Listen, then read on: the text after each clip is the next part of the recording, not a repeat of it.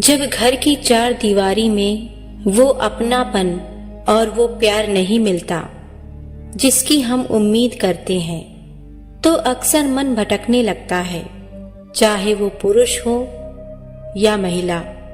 जब जीवन साथी के साथ संवाद खत्म हो जाता है और जीवन में बोरियत घर कर लेती है, तो इंसान को लगता है कि शायद बाहर की दुनिया में कहीं सच्चा प्यार मिल जाएगा। लेकिन क्या बाहर की ये चमक वाकई सुकून देती है?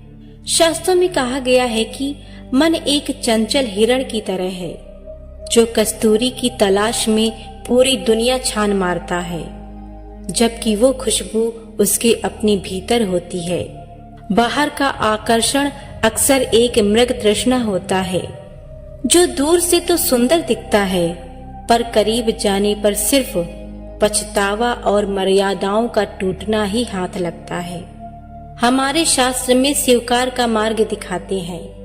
विवाह केवल एक समझौता नहीं, एक संस्कार है।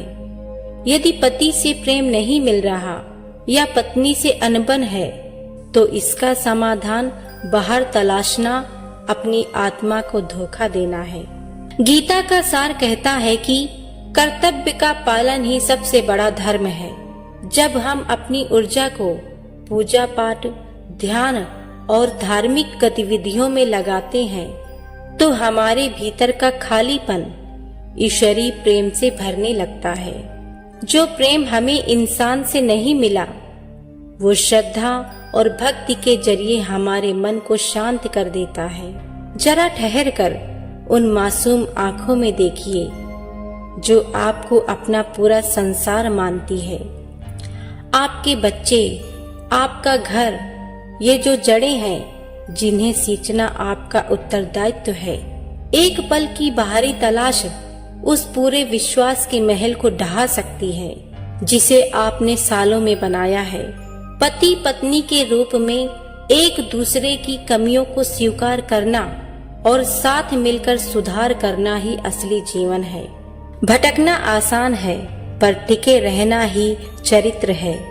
अगर आज घर में नीरसता है, तो बाहर मत झांकिए, बल्कि घर के भीतर प्रेम का नया दीपक जलाइए।